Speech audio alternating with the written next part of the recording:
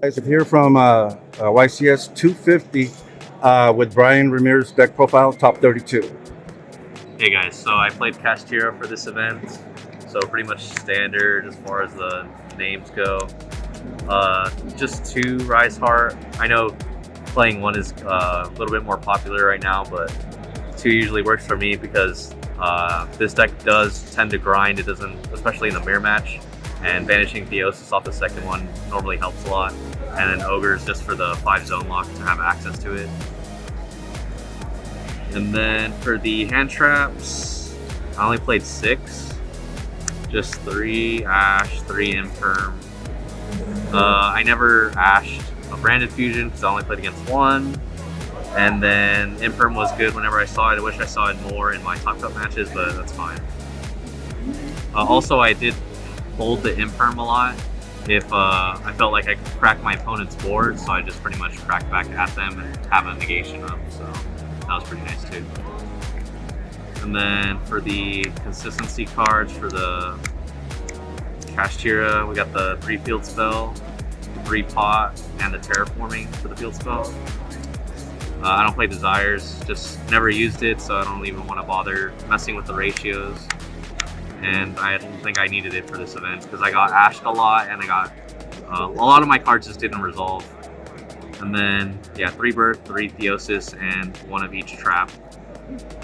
Yeah, you need this to do zone locks. I did zone lock for 5 only 1 time against Sprite in like round 4, but other than that I didn't zone lock anyone for 5 the entire event. I did zone lock for 3 twice.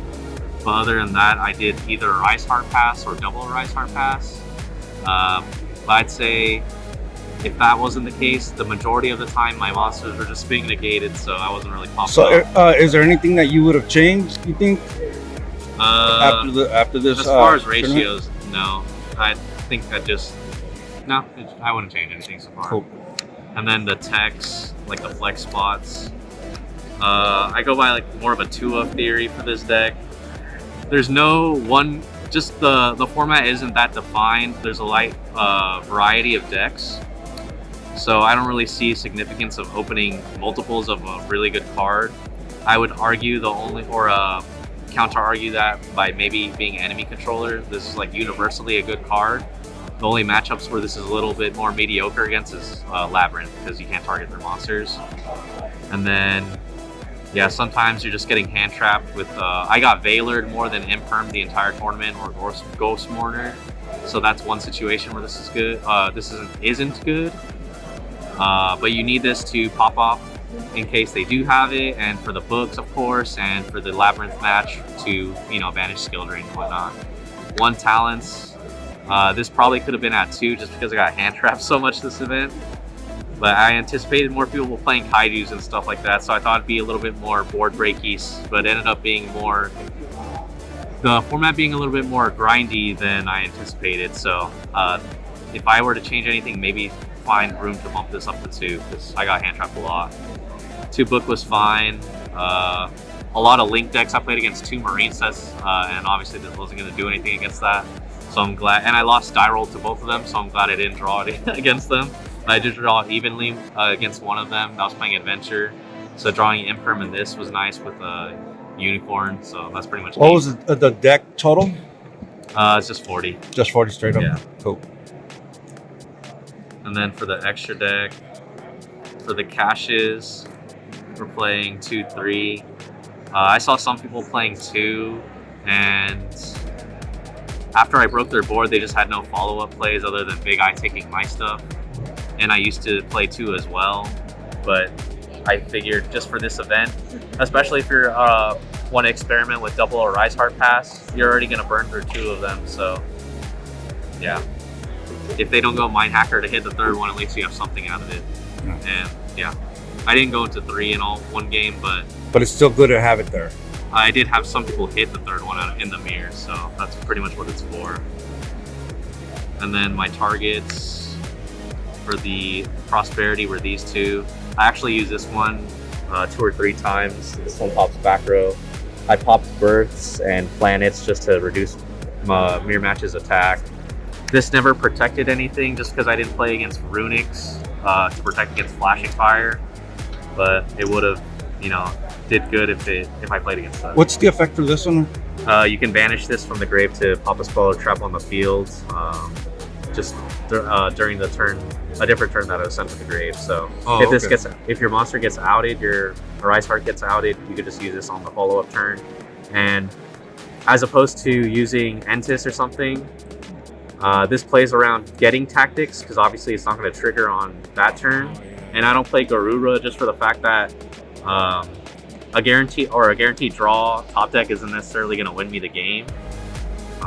I feel like this is going to help me actually pick apart their board and have me worry about less things and hoping to copium draw something, I guess. Okay, nice. And then the only other link was just the Donner. I used to play the BLS link, but I didn't really need it for this event. And then for the other Exceeds, got 2 Zeus, 2 Big Eye, Armageddon, Draco Sack, and the Mind Hacker.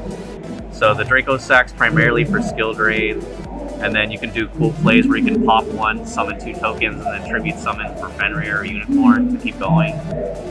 And then for the Mind Hacker, you know, it's needed for part of the combo.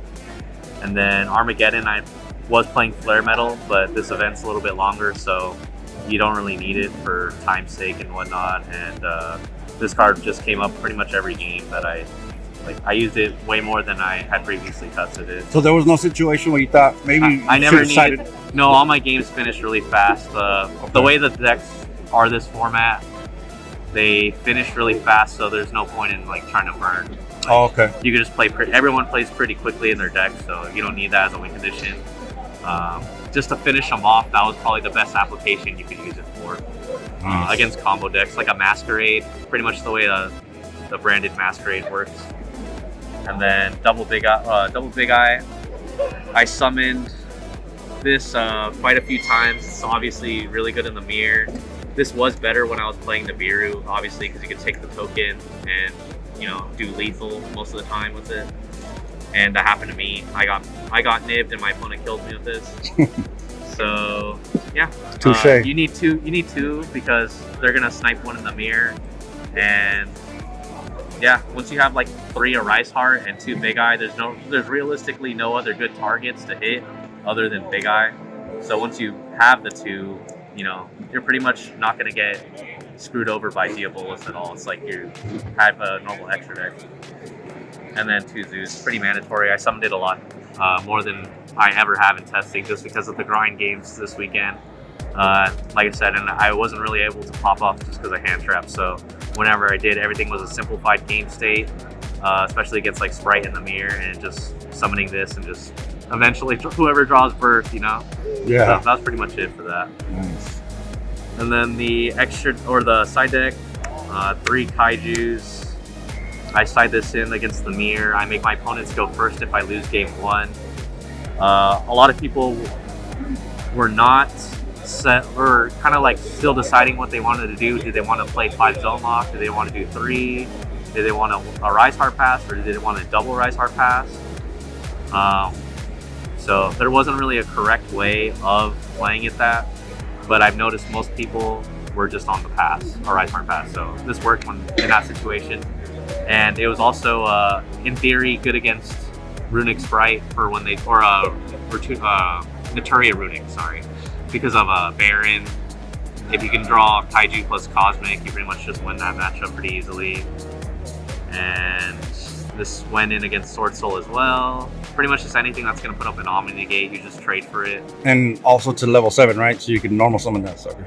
Yes, I did normal. I did play against some Marine sets that he just passed on nothing, and I opened this against him, but I had Rise Heart and Birth, and you can just normal summon this off Birth. Or I had a Unicorn plus Rise Heart plus this, so it just gave me an extra body to decay with. Nice. Yeah, good Exceed material for that one. And then some of the spells, these are like the board breaking ones. So the 2 Dark Ruler was just to have a little bit of edge against the Naturia Runic deck. Because they end on Baron and Naturia Beats, you pretty much get cooked if you get Naturia Beast on you, and same thing even with Sunflower can be oppressive.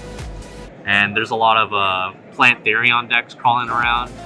Not sure if that many made it to the top 10. I believe there's 1 or 2, but this was a good call from when I saw it, and it's also really, really good against Sprite.